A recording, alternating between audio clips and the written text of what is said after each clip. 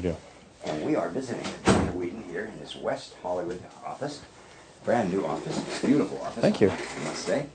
And Dr. Wheadon is what we might say a celebrity ophthalmologist. Optometrist. And he has done many special contact lenses for Star Trek and numerous other television shows and motion pictures. Correct. And he is going to fix me up today. Exactly. So we're going to begin with we're going to do a basic comprehensive eye exam for you, which tests the health of your eyes and how well you see. Yes.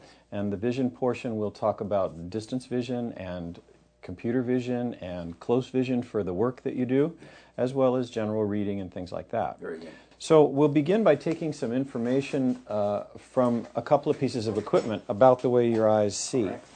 This is a new ARK machine by Nidec, which is a company that makes high-end, very technical analysis machinery for the vision of the eye. If you'll place your chin here. What does this read? What it's going to read is actually several little readings.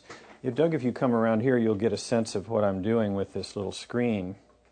The machine will take a measurement of the front surface curvature of your eye, which tells us whether the eye is healthy. It will also take a measurement of the power that each eye requires to come to perfect balance at distance. And finally, it measures the separation of the centers of each eye, so that when eyeglasses are fabricated, we get the lens center with the best vision precisely in front of each eye. You may sit back. Now we bring that information into this machine called the phoropter, and it brings up the data that was just generated and puts it into the machine that you look through, so that we're half home here in terms of the vision that your eyes need. So I can recall huge pieces of equipment with all sorts of things and well, those lenses. were the pieces of equipment that built the bridges we now walk on. Yes, exactly. And they were machinery that was done by hand. The doctor would sit day after day with his arm extended and clicking and asking, do you like it this way? Do you like it this way? Now it's into here, all run by little servo motors. Amazing. And gives us a lot less fatigue for both my patient and my doctor. We're going to look straight ahead down at the end of the room. Okay. And use a little screen with some vision testing. The words are up there in reverse. He's going to see them correctly. Now, typically when you're applying makeup and you really got to get in close for somebody's, never then closer than a foot. Never closer than a foot. 12 inches. 12 inches. This is your 12-inch working distance right there. And I want to know how that looks to you based on this 12 inches. Is it a little tough? Somewhat, yes. It's not as clear. When I do much better. Is that a better number? Absolutely.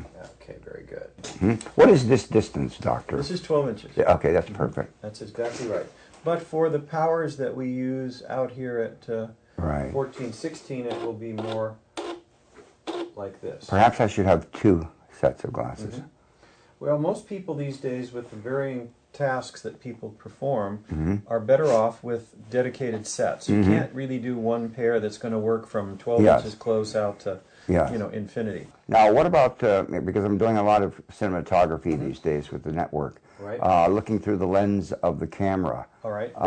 That would go back to the first test we did, where you were showing me how well you could see far off. I see. And since you probably use a viewfinder with one eye. Yes, that's correct. That's your dominant eye, that right eye. The right eye. We will have some prescription in the glasses that would give you the ability to have that in perfect focus. Okay, and within the viewfinder, the screen is only an inch away from my eye. But that's not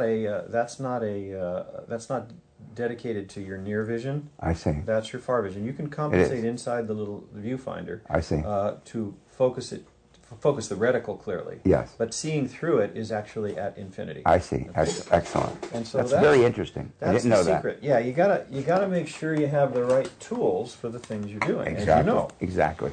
Just like so we're going to need several pairs of glasses then. Well, my recommendation, or at least three. My recommendation would be a set that you had before, which have distance and they fade to a close vision, called a progressive lens. There's no lines in them, and they have images that vary from far to close. And that's a standard set that you can do comfortably. You could use it in a meeting, you could use it driving. You could use it in your workspace where you need to see here and you also need to see across the room to look at your subjects and so on when you're filming. Exactly. For your makeup work and computer work, close glasses would be appropriate for reading in the computer screen. Yes. And then that very close distance of 12 inches for ultra magnification for eyelash and detail. You know, I'm also a pilot. I fly airplanes. Okay. So I need to be able to see traffic at a distance. That's what the first pair. 3 to 5 miles away. That's the driving. That's the driving and general purpose pair. That will have your cockpit instrumentation cluster. Yes. It will have out the windscreen. Yes. And it will have close up for your detail map in low light. Yes. Because at night, as you know, you don't fly with bright lights on. That's right. And you want to be able to make sure that red view and so on is exactly. clear. Exactly. So I think that will take care of it. That's what I do for my pilots. Very good. Okay. The next part of our examination, Joe, is to review the status of the surface of your eye's health. All right. We do that using a machine called a slit lamp, which is a magnified image with a light. Let me tell you this. While we were shooting, we were interviewing one of the owners of a beauty supply store, and they had given us the wrong bulbs, and one of the bulbs exploded into millions of fragments. But luckily I had placed, as I needed to do, a diffusion in front of the lamp. Good. And so that stopped everything. However, I did get glass in my right eye. I will double check that. So I went to Cedars, and Cedars Sinai Hospital here in Beverly Hills. They're excellent in the emergency department, and they very quickly they desensitized it. They did the fluoride. Yeah, exactly. Right. Well, that happens frequently. Fortunately, the surface of the cornea is almost the quickest healing part of our bodies. If a foreign object is left in place, of course, it can't heal, and it's uncomfortable. But once a foreign substance is removed, and the eye is either patched or a bandage contact lens is placed on with some, erythromycin ointment. Ointments or drops to prevent infection. Yes. That eye has the capability of healing up anywhere from 4 hours to 24 hours and be right back to normal again. Yeah, it seems I'm back to normal. I was back to normal immediately. Let's put the next day. Good. Yeah. See, so it healed up. I am going to place a small eye drop in each eye now. All right. Which will help us measure each eye for the pressure called a test for glaucoma. The new secondary advantage, if you will, to those eye drops is they make your lashes grow long and dark and lovely. Fantastic. And it's a side effect. And they said, this is something you need to warn your patients about if you give them these drops. And I said, who's going to be problemed with longer and thicker eyelashes because they're taking a medicine to prevent them from going blind? But it is a side effect. And so actually a couple of companies... Is that amazing? Can we put a few of those drops on the top of my head? It actually works on the top of your head, too. And so a couple of companies have actually come out with a product that has the active principle of this medicine. We have to talk more about this. And it rubs on, and people can apply it, and it hasn't been totally approved, but it's being sold with cosmetologists and dermatologists and ophthalmologists. And what is this called? Well, there's several different brand names, but it's actually a prostaglandin inhibitor is the actual active principle in the medicine. But it's not being sold for hair growth. No, not yet. Not yet. But people are mixing it up and rubbing it in with a lotion, and the hair is growing. It's quite a thing. Just look up, Joe. Okay. We put a tiny drop in each eye with a color that has a little bit of a little anesthetic. Good way to instill a drop, by the way, is to have a person look up, pull the lower lid gently down, and put the drop into the cul-de-sac under the lid, which keeps them from being frightened by the drop. Exactly. They can't see it coming down. Exactly. Now, you can close your eyes and use this to blot the corner if necessary. Okay?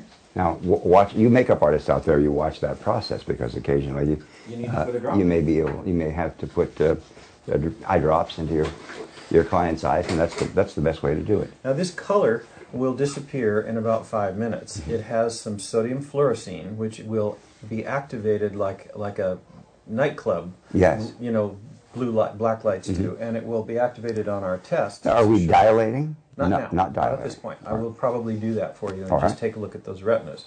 So, Joe, I'm going to place your head in the rest here. Got it. I'm going to ask you to stare about where the color of the ceiling and wall come together. Okay. And I'm going to take a little peek at the inside of each eye. Okay. For the health of the retina. Okay. And just take a peek at that. You have a very healthy and well-perfused optic nerve. You have circulatory systems that are, again, healthy in this eye, and much less of the little particles floating around. In fact, almost none in this eye. You're absolutely right. When the bloodstream is healthy, they look healthy in the eye. They are smooth and sleek, and they're not tortuous and bent and crossed and so on down here. And it also tells us if cholesterol is present in the bloodstream, because cholesterol will reflect this light that I'm using, almost making the blood vessels look like they're spray painted with copper or silver. Interesting. Which is not a good sign. They should be bright red in terms of the arteries and a more blue red in terms of the veins.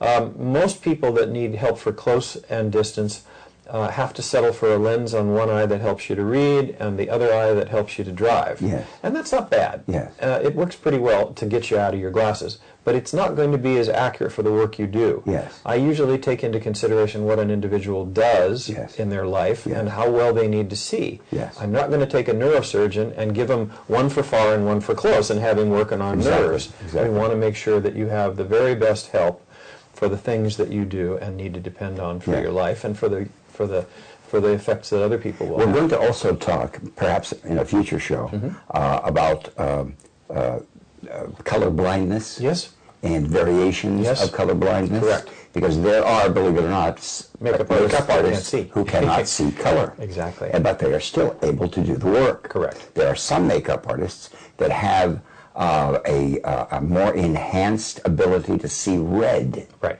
As did some of the cameras. They're either red colorblind or green colorblind. Yes. And there is an unusual or deficient. Deficient, I should say. Yes. In everything from just the tiniest detail Yes. of not making so if it's almost gray but it has a pinkish gray and a greenish gray, you can't tell the difference. They're all gray. Yes. Yes. But it's rare to see somebody that is a total color deficient individual that cannot see green or red, and they look in basically black and white. Yes, yes. It's just varying ranges of that. I've found that when I hire people, I do give them a color blindness test, and I found that the best makeup artists are those who have the ability to see red more strongly. They're called red-green deficient. And some favor the red and lose the green. Some favor the green and lose the red. The red is better for TV. Right. And and then there's a very unusual one that loses blue-yellow, which is in the center of the retina, and doesn't happen very often. That could create problems because most of the foundation bases and colors that we use have yellow undertone too. And that's a problem for matching. But we'll talk more about this at another time. That'd be easy. But for now, your eyes are healthy, you have good circulation, you have no diseases, your vision is not terrible, but good glasses would definitely make you a happier guy in terms of the work you do. And I believe we can now go and maybe select some of those things. I'll have my associate, George, explain what we can do. And something fashionable, something very good. Excellent. Doctor, thank you very much. Thank you. My pleasure. All right. Well, I guess I'm in good health, and I'm going to be able to see much better soon. Right. Don't go away. We'll be right back. Very good.